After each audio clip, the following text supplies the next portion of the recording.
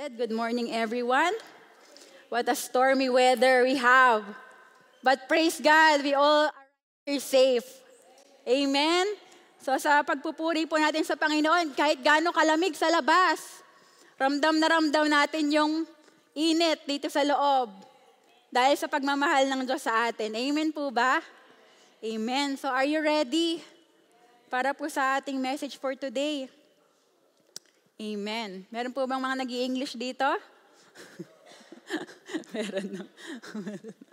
Amen. So let's all be seated. So, good morning, God is Able Church. Good morning. Buhay na buhay po tayong lahat ngayon. Amen. Gaano kataas na po ang snow sa labas? Wala po tayong care dahil mas mataas ang presensya ng Lord sa kalagitnaan natin ngayon. Amen. Thank you so much sa Panginoon sa pagdala niya sa atin sa araw na to dito. So, we are continuing with our series. Kaka-celebrate lang po natin ng Valentine's Day, but this month we are celebrating the Love Month. Okay? So, sa mundo, lagi na-highlight ang pagmamahala ng mga tao. Pero I want to highlight today God's love for us. Pero syempre, meron muna akong isang kwento dito. Yan. So yung series po natin is Loving God with All Your Heart. Amen. So we are to focus on God's love. So meron po tayong, hintayin lang po natin. Amen. So palakpakan nga natin ang Panginoon, sa pangpalakpak sa Panginoon. Amen. Sabihin mo muna sa katabi mo, ako'y nagagalak na nakarating ka. Na bumangon ka. Napagtagumpayan mo, ang lamig. Praise God. Amen. So I entitled my message today, What's Holding You Back? Diba?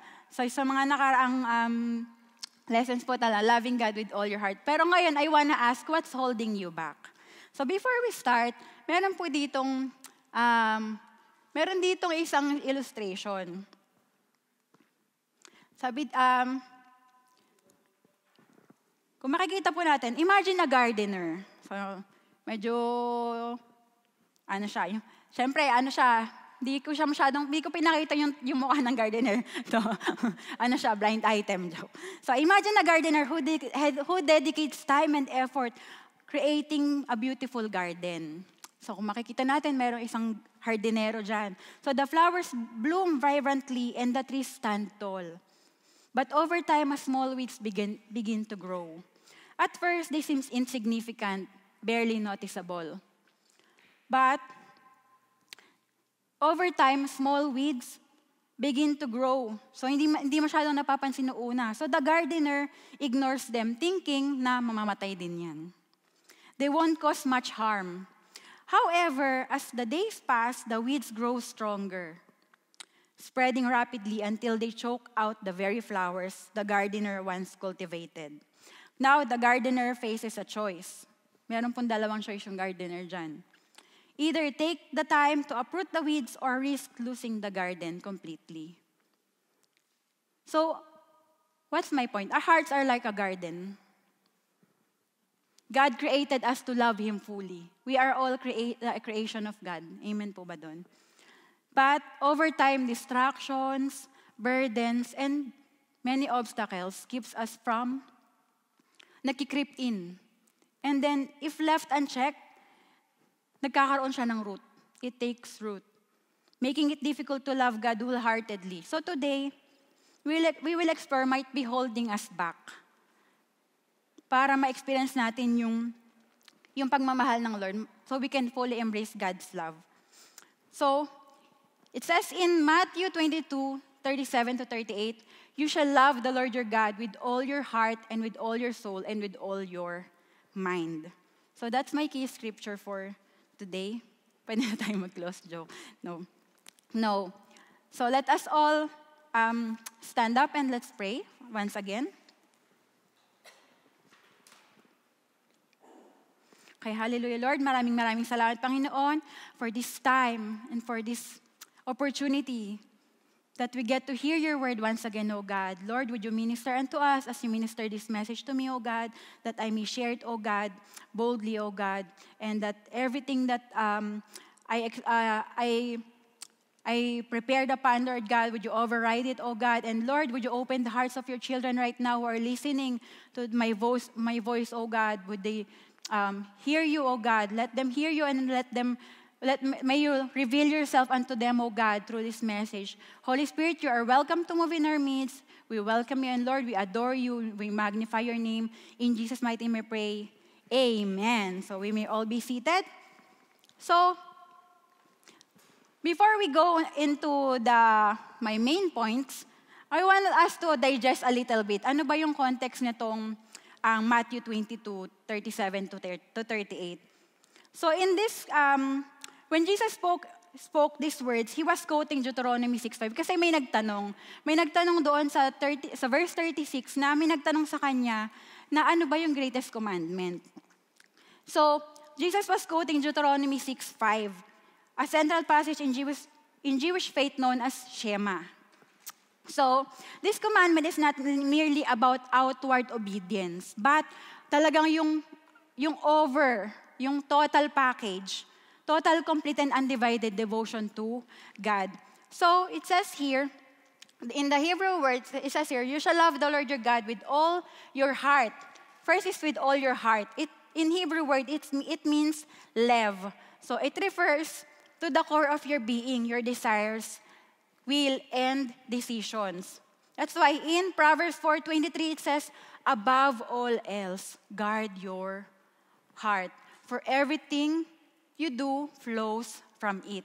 So, heart is the seat of our emotions, desires, and affections. And then another one, it says here with all your soul. So, Hebrew word for soul is nephesh.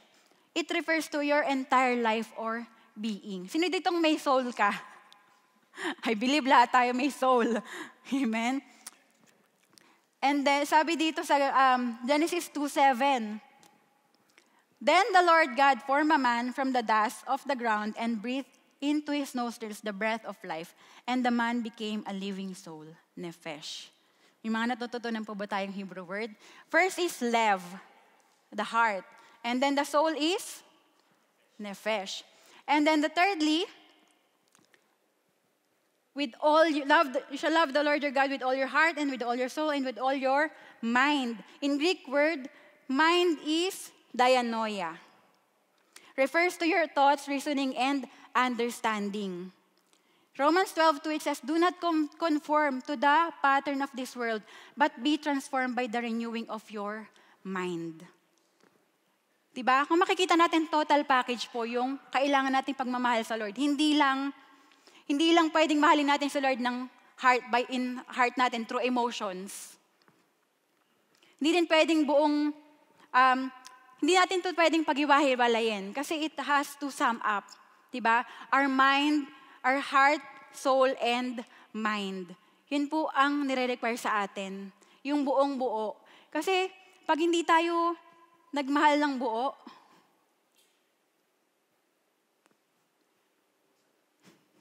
mahirap. Mahirap ano? Kaya kailangan po natin mahalin yung Panginoon ng buong buo natin, buong pagkatao natin. That's why we fully surrender to God. So, meron akong tatlo sa common na obstacles para hindi natin mahalin ng buo ang Panginoon. So, obstacles to loving God. Letter A is idolatry or divided loyalties. Ano ba yung idolatry? Diba? Examine natin itong 3 obstacles that hinder our love for God. And paano nga ba natin ma-overcome to? So letter A, idolatry, divided loyalties. It says in the scripture, Matthew 6:21, for where your treasure is, there your heart will be also. And in Matthew 6:24, no one can serve 2 masters. So divided loyalty or idolatry, kapag hindi si Lord yung una sa'yo, that's idolatry. It's not about just statues. Kasi when we hear of idolatry, maybe statues lang to. But no, it's not. And sometimes, It says here, idolatry isn't just about statues. It's anything we place above God. It's either money, success, relationships, or even ourselves. Diba? Minsan even our pride, na sobrang punong-puno tayo ng sarili natin, na parang sobrang believe natin sa sarili natin, we make ourselves our idol. It's not only about statues. It could be, yan yung mga sinabi ko, money, success, relationships, and other things. Diba? Everything that takes place of, na nagtatake ng place ng Lord sa mga puso natin, sa buhay natin, it's an idol. Diba? So, there's a biblical example here, the rich young ruler. Kung maaalala niyo po, the rich young ruler in Mark 10:17-22, gusto naman niyang sumunod sa Lord. Diba? He really wanted to, he desired an eternal life but was unwilling to let go. Yun ang malungkot. Yung gusto mong sumunod sa Lord, pero dahil gusto mo yung nasa harapan mo, hindi mo maiwan, hindi ka makasunod. Diba?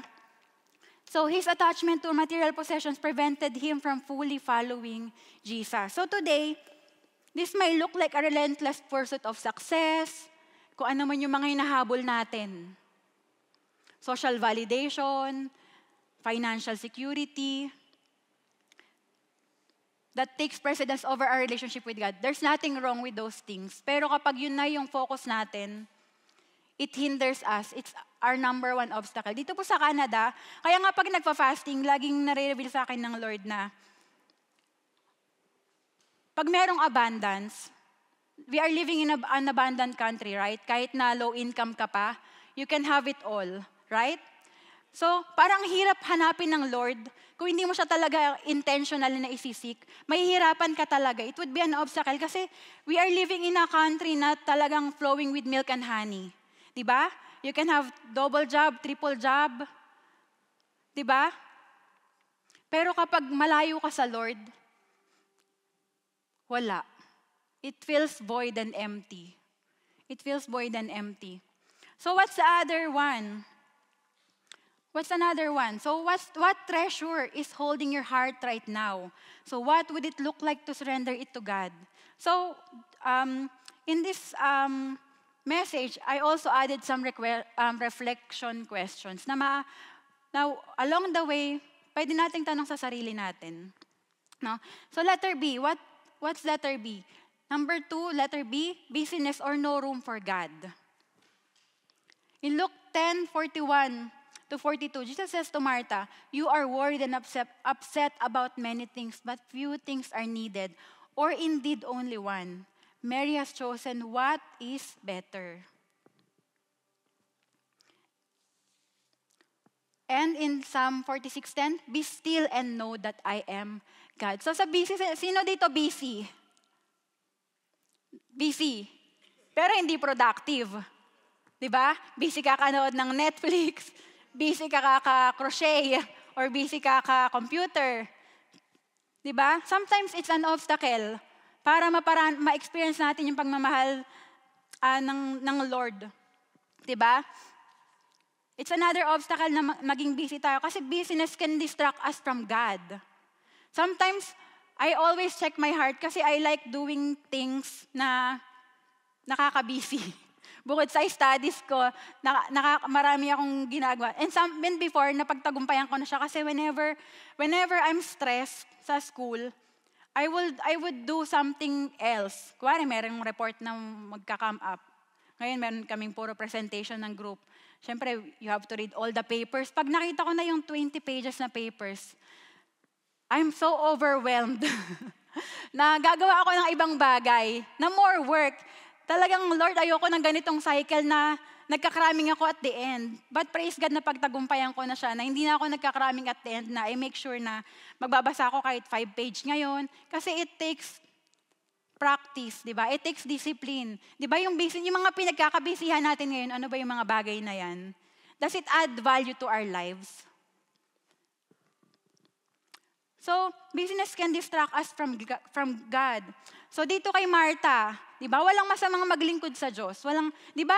Yung kay Martha, okay naman yung ginagawa niya eh. But at that time, Jesus was there. Di ba? Sometimes, we are all overwhelmed na dapat gawin ko to, dapat gawin ko yan. But andun si Jesus naghihintay. Diba? And we miss that. Diba? Yung time nila, kung siguro alam ni Martha na mawawala aalis ang Lord, na hindi niya forever makakasama si Jesus, she would sit. But maganda naman yung gusto niyang gawin kasi nagpe-prepare siya for the Lord. Diba? So busyness can crowd out our time for God. Like Martha, we get distracted by tasks instead of focusing on what truly matters, being with Jesus. Sino dito pag nagde-devotion ka sa sobrang dami mong markers and ball pens, nade-distract ka din eh. Minsan nakaka-distract. Ako bumili ako ng Bible na makapal and then you can color. Minsan, habang nag-highlight ka, tapos madidistract ka na kailangan mo pa ng koloran to kasi may ibon or may mga flower, 'di ba? So yung parang focus, 'di ba? You are sitting with Jesus, you are talking to Jesus. Ano yung gagawin mo? Imagine na lang having the Prime Minister here. 'Di ba? Sigurado may mga magiging busy. But what if the Prime Minister just says, I just want to sit here. Look at you guys. Diba? But what more if yung presence ni Lord yun nandito? Diba? Siguro lahat tayo nakayuko, nakadapa. Kasi hindi natin matitignan ng Lord. So yung mga business natin, what's filling your schedule? Ano ba yung nag-feel sa schedule mo? Meron tayo lahat tayo pantay-pantay, may 24 hours, right? Yung dito may 25 hours, Pyram. Lahat tayo, di ba? What's filling your schedule? So what's one way you can carve out intentional time to sit at the feet of Jesus this week? Di ba? Kasi kayang-kaya nating punuin yung schedule natin di ba? Kayang-kaya nating punuin. Even myself, lagi kong excuse to dati na it's my time for myself. Na babangon ako ng gabi. Instead na matulog ka na, pag nakatulog na lahat ng mga bata, natulog na din ng asawa ko. Babangon ako, it's my time for myself. Anong gagawin ko? Magkukukot-kot, anong gagawin? Wala, pero binago ko na yung kasi wisdom din yun na instead na nakahiga ka na lang, katabi mo yung pamilya mo, wag ka nang bumangon. Diba? Wag mo nang nakawin yung time na yun. Kahit na time mo yun sa sarili mo, it's not adding value to your life. Kasi matutulog ako 12 a.m., 1 a.m., doing what? Nothing. Diba? That's foolishness. Nabawasan pa yung buhay ko kasi napuyat ako. So letter C, shame. Ito pang isang obstacle. Bakit hindi obstacle to loving God? Shame. Diba? The weight of past failures. So si Satan, alam mo si Satan, talo talaga siya. Diba? Si Satan, ang gagawin lang niya is papaalala niya sa iyo yung past mo. Kasi hindi naman niya alam yung future mo Diba? Kaya, kung meron tayong shame, dali natin sa harapan ng Panginoon. Sabi dito, Isaiah 59:2, your iniquities have separated you from your God. Your sins have hidden your face from you. And in 1 John 1:9, if we confess our sins, He is faithful and just to forgive us our sins and purify us from all unrighteousness. Kung ano man yung shame mo, diba? Na nakakahinder sa presensya ng Panginoon, dalhin mo yan sa harapan niya. Kasi sabi dito, shame keeps us from approaching God. Like Adam and Eve hiding in the garden. Diba in Genesis 3:8-10, na nagtago sila. Instead of running back to God, anong ginawa ni Adam and Eve nung nagkasala sila? They felt shame. Diba? Kapag nagkakasala po tayo, the more na matapang kang gumawa ng kasalanan na yun, even intentionally, the more dapat na matapang kang lumapit sa Panginoon and confess, Lord, ito yung shame ko, ito yung pagkakamali ko. Diba? Because we let guilt push us away instead of drawing us closer to Jesus.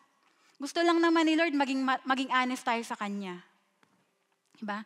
So what guilt or shame is holding you back? Will you trust God's promise? So dito, carrying shame carrying shame is like carrying a heavy backpack. Imagine carrying a heavy backpack. Yung mga kasalanan mong nagawa na before, syempre shameful yung mga kasalanan natin nagawa before, di ba? Kaya nga, I encourage you, punta tayo ng encounter. Punta tayo ng encounter. Kasi, kung meron pa ka pang mga heavy baggages, makakatulong to. Hindi kami yung gagawa nun para sa inyo. But when you encounter God, wala ka nang magagawa kundi ibigay sa Kanya yung heavy load mo, yung shame na dinadala mo. Diba? Kasi yung heavy backpack, the longer you carry it, the heavier it becomes. Pero andyan naman si Lord. Just give it, surrender. Surrender. Lay it at His feet. God invites us to lay our shame, our burdens at His feet. Kasi siya lang yung makakapag-tanggal nun. Diba? Meron tayong mga guilt and shame na nag-hold us sa atin. Diba? So will you trust God's promise to forgive and restore you? Amen. So, what is our way forward? Our way forward is to seek and surrender. To seek and surrender. Kasi meron tayong mga idols, meron tayong punong-puno yung load natin, meron tayong shame. What do we do with those things? Because those things are holding us back. We have to seek first. In Matthew 6:33 it says here, seek first His kingdom and His righteousness, and all these things will be given to you as well. Sa mga obstacles na to, isik mo si Lord. Huwag mong hayaan yung mga obstacle na to manatiling obstacle. Sipain mo. Diba?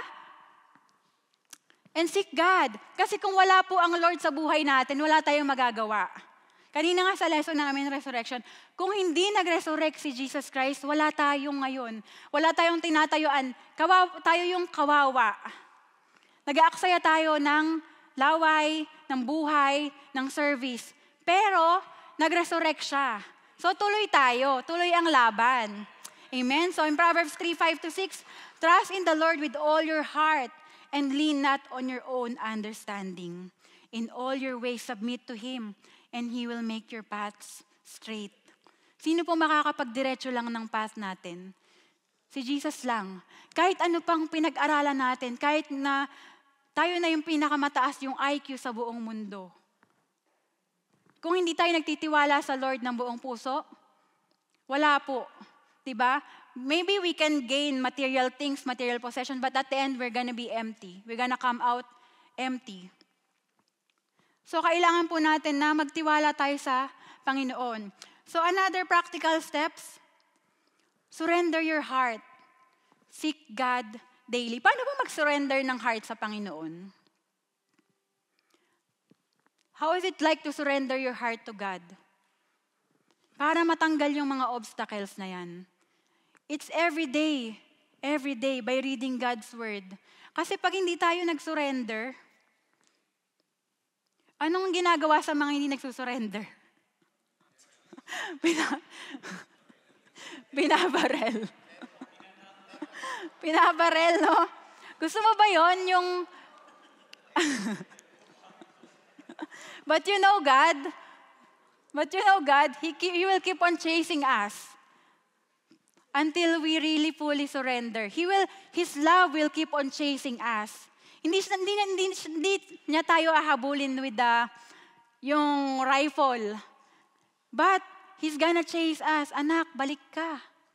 Diba? Kahit gaano pa karaming obstacle. And sometimes tayo yung naglalagay ng obstacle sa harapan natin between us and the Lord. Diba? We are the ones putting the wall. So, surrender. Surrender your heart. And seek God daily. Diba? I believe we're not only doing our daily devotions just because baka biglang mag-check. Baka bigla na naman magpadala ng notebook si Pastor Jeff. Diba hindi? Kasi Na-include na natin sa system natin yun. It's not a habit, but it's a lifestyle. Christianity is a lifestyle. Ang hirap maging Christian, sabi nga kanina ni Pastor Art. Mahirap talagang maging Christian kasi kailangan mong mag-surrender, mag-seek sa Lord every day. Kahit na may times na ayaw mo. Pero ayun pa rin yung bulong ng Lord na, anak, mahal kita. Dahil ang dami mo nang nababasa, ang dami ng pangungusap ng Holy Spirit sa'yo. Lagi kang babalik sa Kanya. Diba? Sa buhay natin, kahit na gaano pang karaming obstacle, yung pagdaanan na ilagay sa harapan natin, kung mahal natin ang Lord, susuungin natin ang lahat. Diba? Hindi lang yung pagmamahal natin, wag lang maging attraction. Kasi hindi naman natin nakikita ang Lord eh. Diba? Hindi pwedeng yung pagmamahal natin katulad ng pagmamahal natin sa asawa natin. Kasi yung asawa natin nakikita natin. Kaya nga mas mahirap na mahalin yung hindi mo nakikita. Pero, sa tulong ng Banal na Santong Espiritu, alam mo yun, yung mga bagay na hindi mo maarok, parang andun na deep within you, we are made to commune with the Lord. We are made to seek the Lord. And we are made to rest in God's love. Diba? So sobrang pagod mo sa araw-araw, kanino ka nakakahanap ng pahinga? Kanino ka nakakahanap ng pahinga? Diba? Kasi we meditate the word of God day and night. And every time, na talaga nasa Kanya lang yung pahinga. Kasi ganun kalawak yung pagmamahal ng Panginoon sa atin. Na talaga naman, di ba? I made it short kasi I want us to worship right now. In conclusion, I want to conclude now. So, we know our 3 obstacles. Obstacles to loving God, idolatry, busyness, shame. Diba natakal na natin ng mga nakaraan, yung love God with all your heart. Pero ano ba yung mga obstacles kung bakit hindi natin mabigay talaga yung pagmamahal na deserve ng Lord? Dahil dito sa common things na to, idolatry, busyness, and shame. And ano ba yung way forward? Surrender, seek, and rest. So in Jeremiah 29:11 says here, you will seek me and find me when you seek me with all your heart.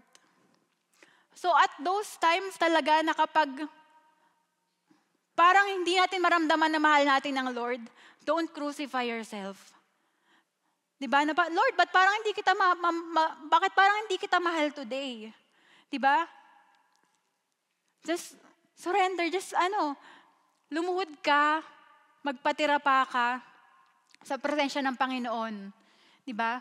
You will seek me and find me when you seek me with all your heart.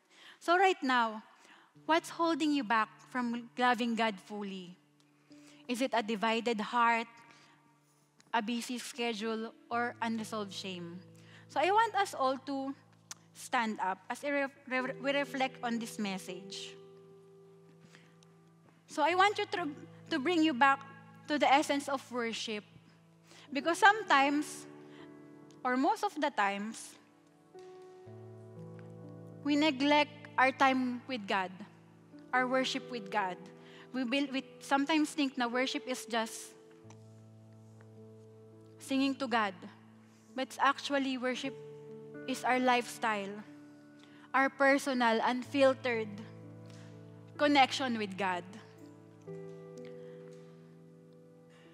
So in my response song, I was meditating, Lord, what should I connect with this song? Why should I connect with this message? And the Lord showed me the heart of worship. And then I Googled it, bakit ba ganawa ang heart of worship?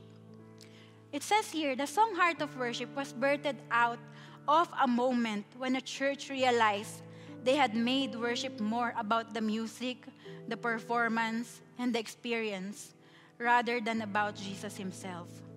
They stripped everything away until all that was left was the simple act of coming before God with open hearts. And that's the very challenge we face today. Are we truly worshiping God? Are we truly loving God with all our hearts? Or have we let distractions, idols, busyness, or shame hold us back? Because in Matthew 22:37 it says, Jesus commands us to love the Lord our God with all our heart, soul, and mind. That means our worship isn't just songs we sing. It's the way we surrender our lives to Him. Worship is not confined to music. It is seen in the way we prioritize God over everything else. But you know what? Sometimes we hold back. Sino dito sasabihin mo nag-hold back ka sa pagmamahal sa Panginoon? Aamin ka na nag-hold back ka. You hold back because our hearts are divided.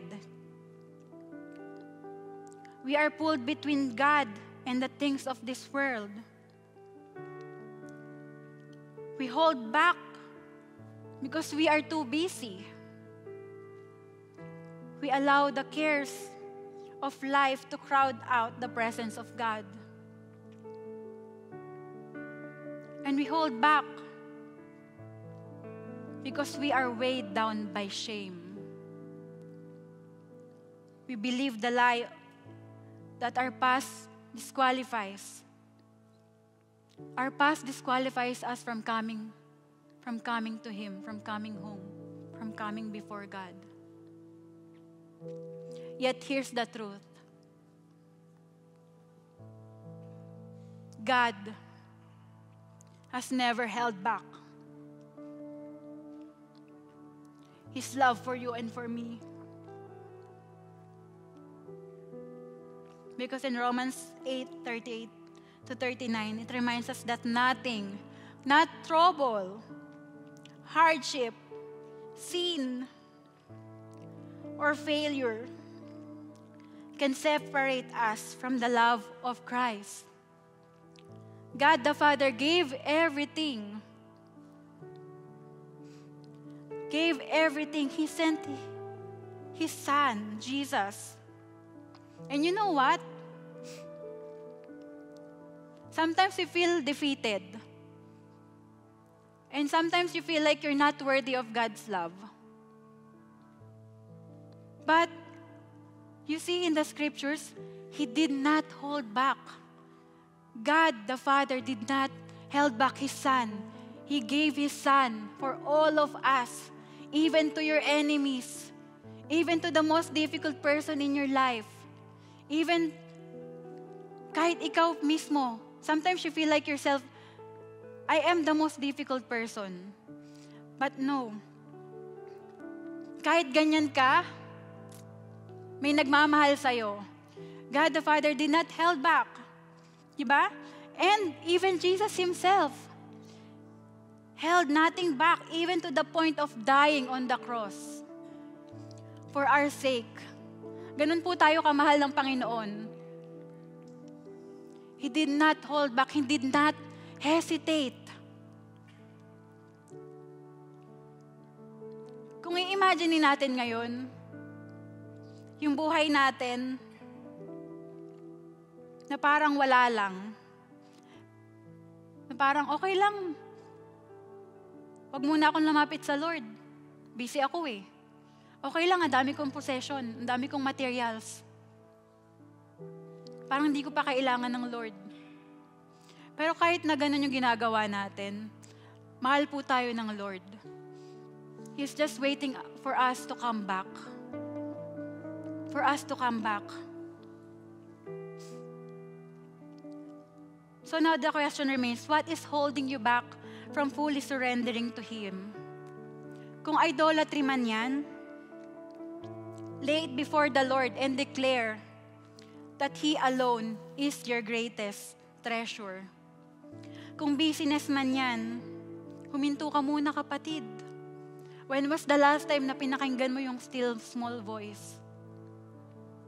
Sa sobrang kabisihan mo, kailan mo pinasalamatan ng Panginoon? Kailan ka nagbigay ng time to dwell in His presence. So kung shame man yan, remember that His grace is greater than your past. He is ready to forgive and restore you. So as we sing the heart of worship, wag po natin hayaan na mag-pass through lang yung salita, yung lyrics. Diba? Make it your prayer. Kasi sabi dito, when the music fades, can we change the word music? When busyness fades, when all our possession fades, when our beauty fades, when our strength fades, it will all be stripped away, di ba? Pero, ano yung iniintay tayo ng Lord? Just to simply come. We don't have to come with our degrees. We don't have to come with our IQs higher than the mountains. We just have to simply come. So can we worship right now?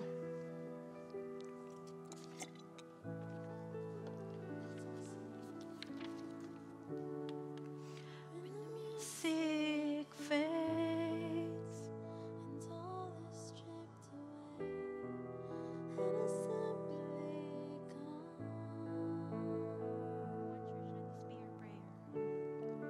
come. Just to bring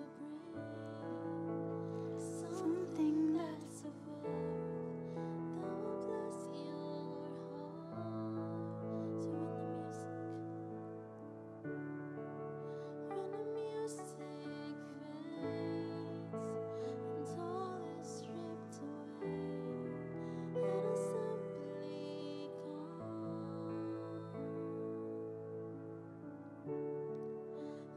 just to bring something that's of worth that will bless your heart.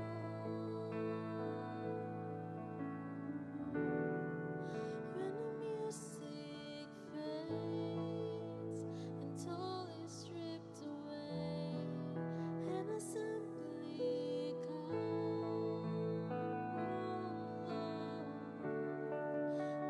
just to bring something that's of worth that will bless your heart. I'll bring you more than a song, for a song in itself is not what you have required. You search much deeper within, through the way things appear. You're looking into my heart. I'm coming back to the heart of worship, and it's all about you. It's all about you, Jesus. I'm sorry, Lord, for the things I made it, when it's all about you. It's all about you, Jesus. I'm coming back to the heart of worship, and it's all about you. It's all about you, Jesus. I'm sorry, Lord, for the things I made it, when it's all about you. It's all about you, Jesus. I'm coming back to the heart of worship, when it's all about church. Let's just sing it with a devoted heart. Let's sometimes we fail, we overlook, but it's all about you. It's all about you. When the music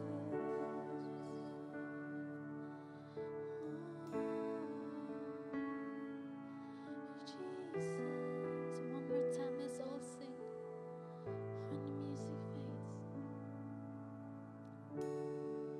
when the music fades,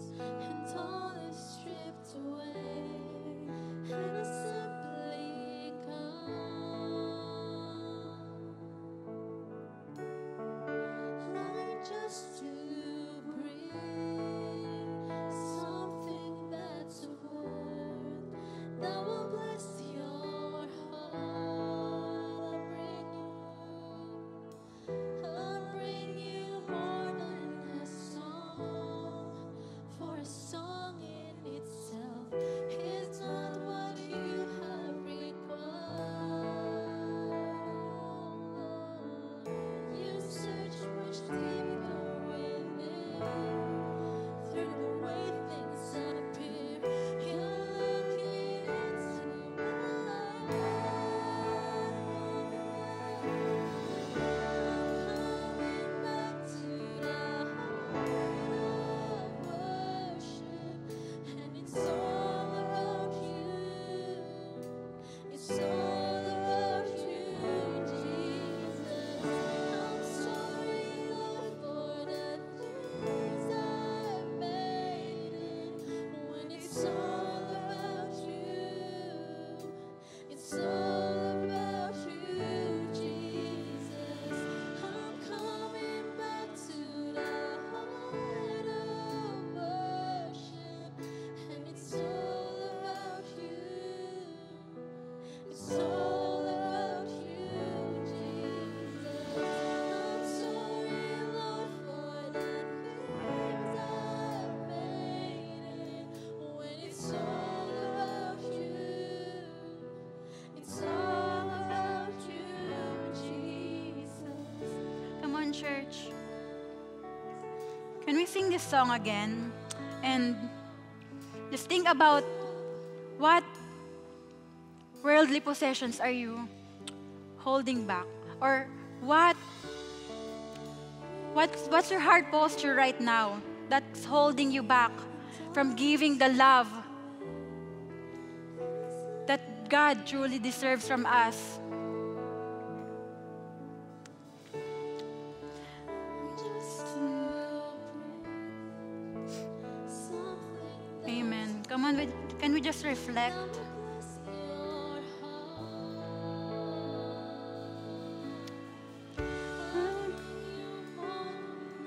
Song for a song in itself is not what you have required.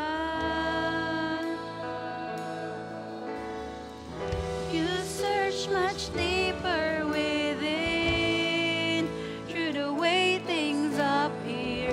You're looking into my heart.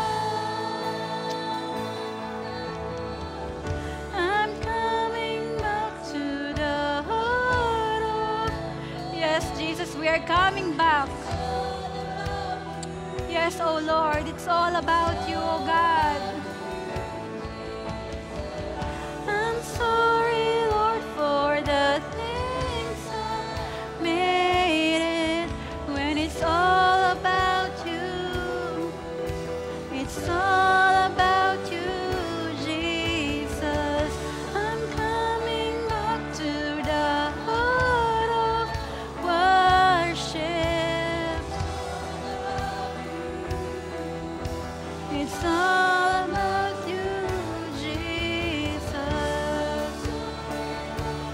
The things I made it. When it's all about you, it's all about you, Jesus. Yes, oh God. Church, it's all about Jesus. It's not about us. And we are not to hold back our love from God, the one who created us, the one who created everything, the one who sent His Son, Jesus Christ, for us. Ano ba yung mga bagay pa na nahihirapan ka, nagpapahirap sa'yo para mahalin mo ang Panginoon? Surrender it at His feet right now. At the end of it all, babalik po tayo. Babalik tayo sa toong design natin. Ngayon pa lang, let's make it Let's make it our life's point. Na yung buhay ko, Lord, yung buhay ko, hindi ko i-hold back sa paglilingkod sa'yo. Hindi ko i-hold back sa pagsunod sa'yo. Hindi ko i-hold back sa pagpapatawad sa kapwa ko. Ano man yung nagpapagilty sa'yo, ano man yung shame na meron ka, surrender it sa Lord. I-surrender mo yan sa Lord. He's just waiting. He's just waiting. Na huwag tayong titigil. Na yung buhay natin, huwag tayong titigil hanggat hindi natin nare-reach yung heart ng Lord. Hanggat hindi tayo nabubuhay na yung mga nakaka-heartbroken sa Lord. Yung mga nakaka-heartbroken sa Lord. Huwag nating hayaan na patuloy pa na makasakit sa Kanya. Ang Lord po, mahal na mahal tayo. At kung hindi mo yun nararamdaman, tumingin ka sa paligid mo. He's orchestrating everything. All your circumstances, all the people na dumadating sa buhay mo, even the difficult people, pinapadala yan ng Lord.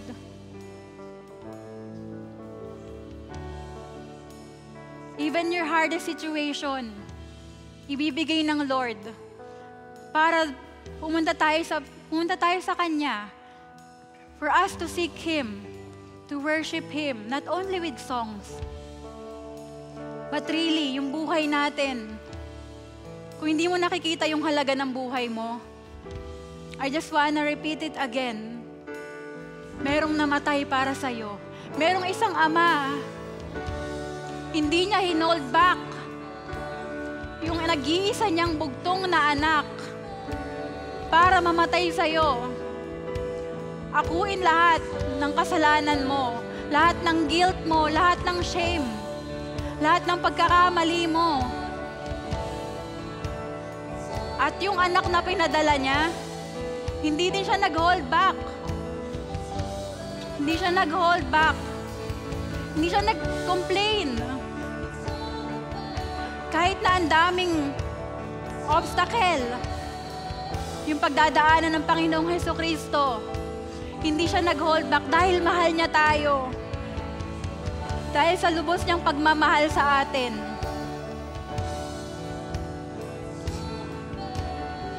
Kaya kung may times na hindi mo mahal yung sarili mo, at hindi mo kayang mahalin yung kapwa mo, I hope, maalala mo, may isang namatay at nabuhay. Siya ay nabubuhay. Ngayon, nabubuhay sa puso mo. Kung bibigyan mo lang siya ng pagkakataon na mabuhay sa puso mo ngayon, kumakatok siya, kapatid. It's all about Him. It's not about us anyway. But it's just an opportunity. It's just a privilege na makatayo sa harapan niya. Kasi sobrang mahal tayo ng Lord. Na wala siyang gustong mag-perish. Wala siyang gusto na maiwan.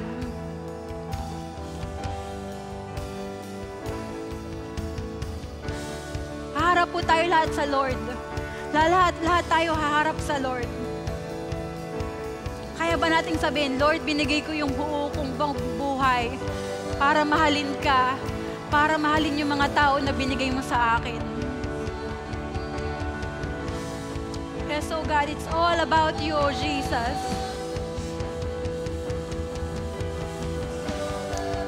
Hallelujah, Lord.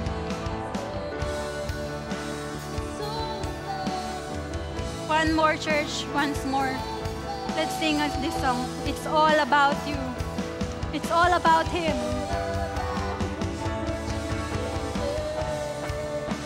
It's all about you. It's all about you. It's all about you, Jesus. It's all about you. It's all about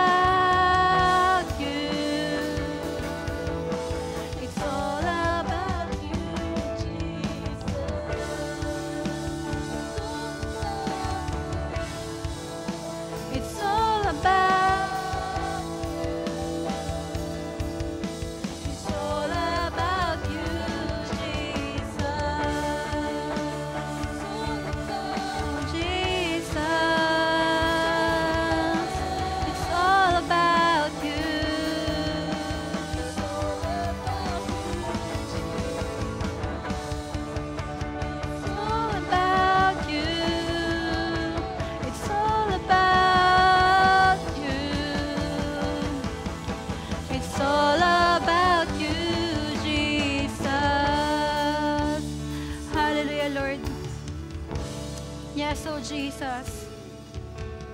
Lord, lumalapit kami sa inyong harapan, O God. Nangihingi nga po kami, Panginoon, ng kapatawaran sa mga oras, Lord, na nag-hold back kami sa pagsunod, sa pagmamahal sa inyo, O God. Lord, patawarin niyo nga kami, Panginoon, sa mga pagkukulang namin. At nagpapasalamat kami, O God, sa pagmamahal niyo sa amin. At times na hindi kami kamahal-mahal, O God, minamahal niyo pa rin kami, Lord. Thank you so much, O God, for sending your Son, Jesus Christ, the ultimate,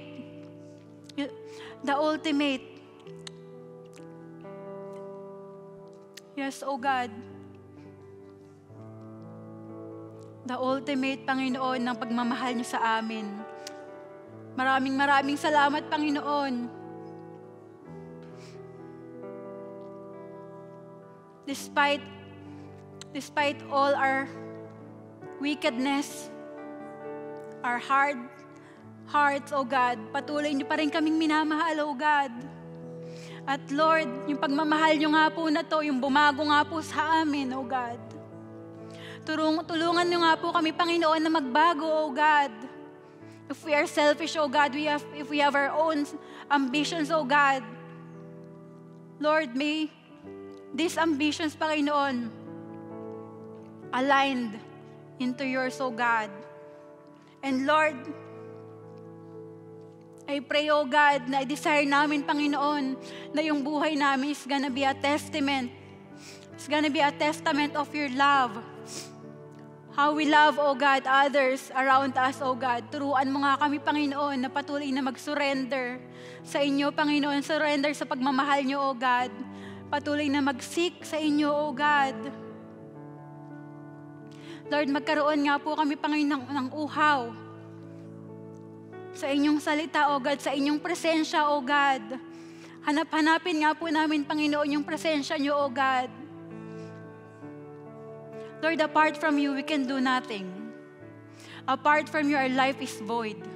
Walang direction. But thank you, Jesus, for coming. Thank you for this undeserving lives. Lord, we find ourselves undeserving at times. But thank you, Lord, because you're giving us our worth.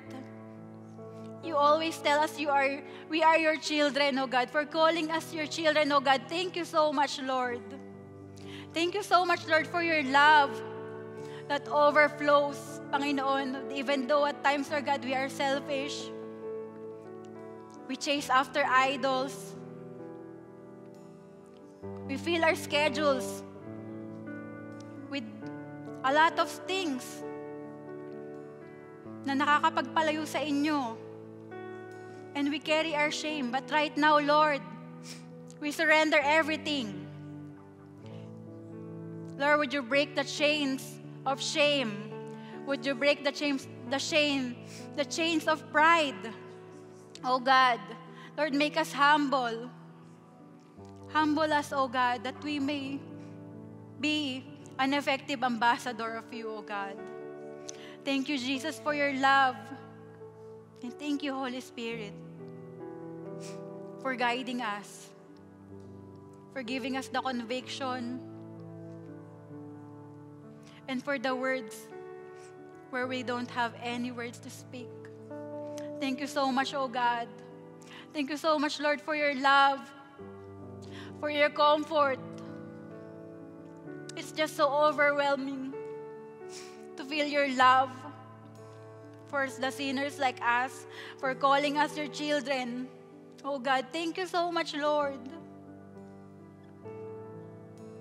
Hallelujah, Jesus. Thank you so much, Lord.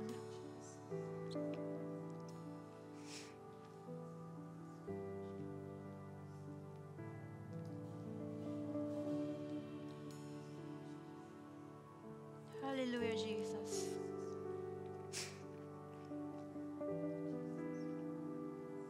Lord, truly, it's all about you. It's all about you. It's not about us. Forgive us, Lord God, for making it about us at times.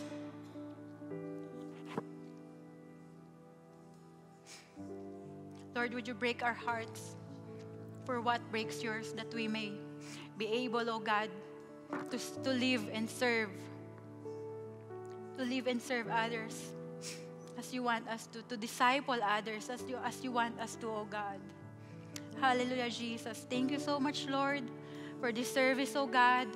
Thank you so much, Lord, for the people who are here, oh God. Would you bless them, oh God, abundantly, oh God, more than they can ask or imagine, oh God. Open the floodgates of heaven, oh God. Would you bless these people, oh God, with healing, with comfort, with your financial provision, oh God, and all the aspects, Lord, all the desires of their hearts, oh God, would you grant them in the mighty name of Jesus, oh God, according to your will and purposes, oh God. Thank you so much, Lord, na minsan pasasamahan mo kami sa isang linggo na darating, oh God, because you are already there. Maraming salamat, Panginoon, sa pagbalot mo nga po sa amin na inyong pagmamahal, oh God. Lord, may your protection be upon your people, oh God, your provision, oh God. Thank you so much, Lord. At patuloy, Lord, that we ask na samahan mo nga kami, banal na Santong Espiritu, that we may seek your face, oh God, this coming week, oh God, na makita ka namin, oh God, sa paligid namin, oh Lord, at makita ka, Panginoon, yung wangis mo sa amin, oh God, as your ambassadors, oh God. Would you equip us boldly, anointedly, oh God, that we may be people who have big hearts, oh God. Thank you so much, Lord, for gracing us with your presence today, oh God.